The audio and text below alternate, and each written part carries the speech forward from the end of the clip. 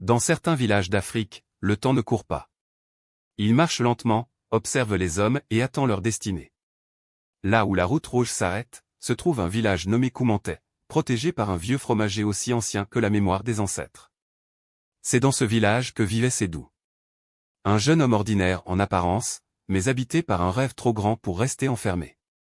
Son père était mort trop tôt, laissant sa mère porter seule le poids de la famille. Sédou avait grandi vite, devenant un homme avant même d'avoir eu le temps d'être un enfant.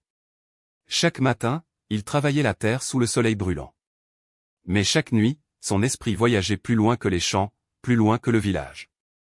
Il rêvait d'une autre vie, dans un endroit où ses efforts pourraient vraiment changer son destin.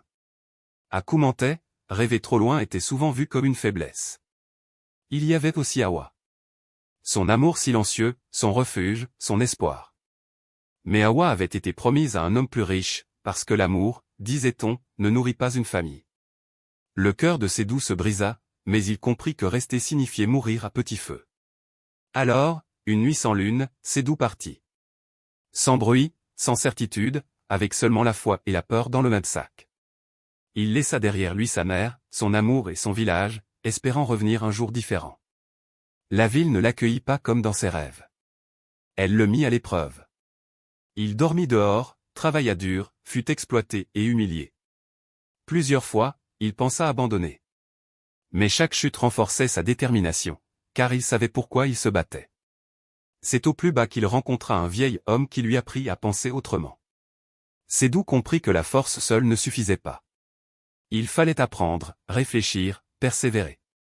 Lentement, douloureusement, il construisit quelque chose de solide. Les années passèrent.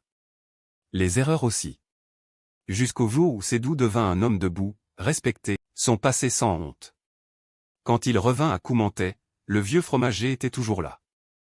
Mais le regard du village avait changé. Sédou n'était pas revenu pour impressionner. Il était revenu pour bâtir, pour aider, pour rendre ce qu'il avait appris.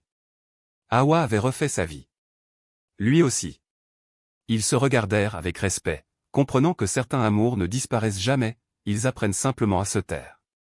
Avant de repartir, Sédou planta un jeune fromager à côté de l'ancien.